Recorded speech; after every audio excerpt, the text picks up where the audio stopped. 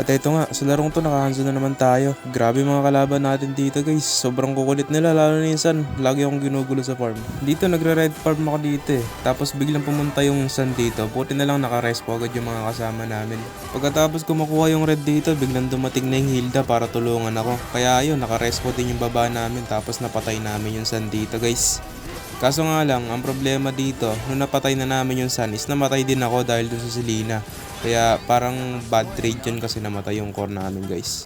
Dito naman kukunin ko sana yung blue buff kaso nga lang na-invade ako kaya nag-focus na lang ako dito sa top. Tinulungan ko yung XP lane namin para makalamang siya dito sa katapat niya. Kung makikita nyo guys, andito na naman yung Sun, nanggugulo talaga siya. Pero dito mali yung ginawa nila kasi pinasok nila tapos pinilit nila kami. Sakto, ang dami namin dun sa baba, namatay yung Sun. And then mali dito ng core nila kasi sumugod pa siya, kala niya siguro kaya niya kami. Kaya ayun, nabigyan din siya dito. Sa larong to, medyo lugi kami sa early game kaya nagpo-focus na lang ako dito sa farm. Kung makikita nyo, puro farm lang yung ginagawa ko dito. Nahuli nga ako ng dating sa turtle fight pero okay lang dahil nakuha namin yung objective. Tapos dito, nag-farm na lang ulit ako, di na ako tumulong sa clash. Ang problema, hindi ko nakita yung Julian kaya ayun, nabigyan ako dito. Sakto, dumating pa yung Selena. Hindi ako tinamaan ng pana pero napatay niya ako dito guys. Dito guys, napalalim yung Sun kaya nakita ko siya sa top. Tapos ayun, binigyan ko siya dito. Tinetesting ko lang naman yung damage ko kung masakit na. Pero masakit na pala ako kaya ayun, napunit siya dito. Nabigyan ko pa siya ng isa dito.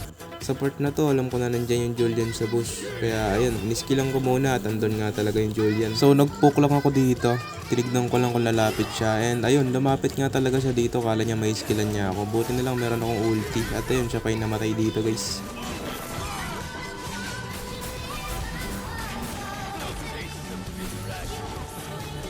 Secured na nga dito yung turtle na pangalawa guys. Tapos pumunta na ako dito sa may red buff ng kalaban. Kinuha ko na kasi kanina pa sila nag-i-invade eh. So dito nga guys no, kapag nakahalo kayo, kapag alam yung hindi nyo kaya yung kalaban sa early, focus lang kayo guys. Focus lang kayo sa farm. Unahin nyo yung mga guys, main item nyo like corrosion sight o kaya yung attack speed. And sa game na to guys, gumamit din ako ng Thunderbolt kasi magagamit ko siya kapag sumusugod ako guys. Lalo na masakit yung kalaban tapos meron pang slow yung Thunderbolt kaya ayun, makakalamang kayo dito guys. Si Hanzo guys is kaya niya naman mag-invade pero wag kayo mag-invade pag wala kayong ulti. Kagaya nito guys, wala akong ulti kaya di ko na pinalagan. Kukunin ko sana yung red buff dito eh pero wala ka talaga akong ulti kaya hinayaan ko na. Golden Staff tsaka corrosion sight pa lang build ko dito pero ang sakit ko na guys. Dito nga sinecure na namin yung Lord dito para makalamang na kami agad. At eto na nga guys, ito na yung sinasabi ko. Basta makabuild lang siya ng dalawang item niya guys, like corrosion sight and then yung golden staff.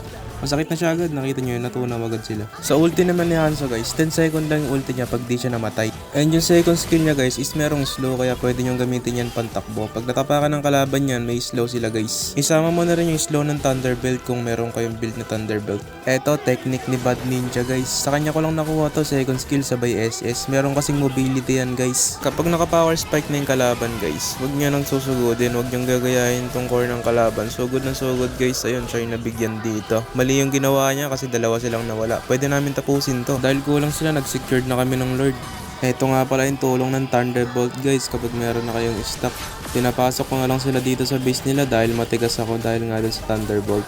Medyo mataas na nga din yung stock ko dito kaya pinapasok-pasok ko na lang sila. Kagaya yan guys, walang talab yung basic attack ng Leslie. Nagkamali sila ng early kaya ayun, di sila nakapag-spike. Iniisip ko na lang dito, unahin ko yung hero para matapos agad at walang mag-dep. And ayun, pinatay ko yung Selena. Kaso nga lang, nauubos yung minion namin kaya nag-back muna ako. Pangalawang pasok ko dito, napatay ko naman yung Sun. And ayun, sinusubukan ko talagang ganyan dito guys. Kaso nga lang, hero talaga tinatamaan. And ayun, tinarget lock ko na yung base dito pero di ko pa rin talaga kinaya guys. Hanggang sa na-wipe up sila dito guys and ayun, natapos yung laro. At panalo na naman kami sa laro na to guys.